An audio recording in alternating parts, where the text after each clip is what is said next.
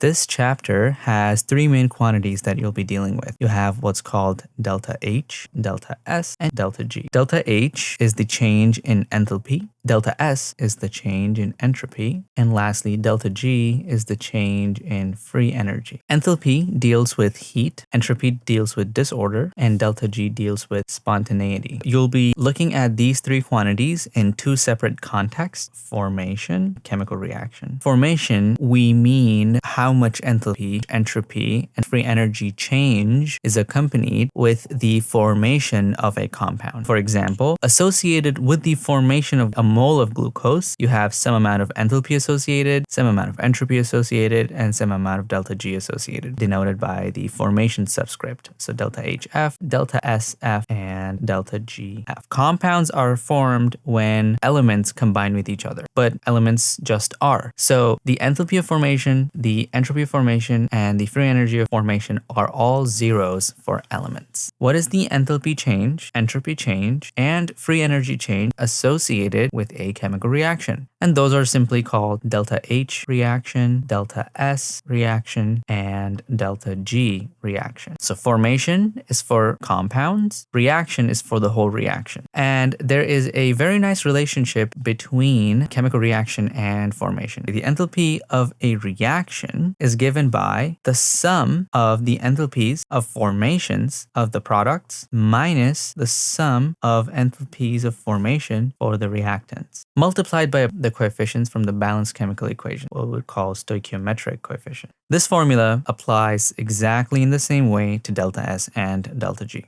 So what this provides us with is a modular method to figuring out reaction values from the formation values. Here's an example. Determine the delta G reaction at standard conditions for the following reaction. C6H12O6 plus 6O2 gives 6CO2 and 6H2O. These are balanced, and you're given the following information. The delta G formation of C6H12O6 is negative 500 joules per mole. Let's say these are standard values. Delta GF for CO2 is negative 100 joules per mole, and delta GF for water is, let's say, negative 50 joules per mole. So given these values, delta G, standard of the reaction, will be products minus reactants multiplied by coefficient. First product, carbon dioxide, 6 times, because there's the coefficient of carbon dioxide is 6, plus 6 times free energy change for water, minus 1 times delta GF standard for glucose, C6H12O2, minus 6 times delta GF for oxygen, which is just 0. Products get positives, reactants get negatives, and all of them are multiplied by their appropriate coefficients. Plug in our values: 6 times negative 100 plus 6 times negative 50 minus 1 times 500, which comes out to negative 400, I think.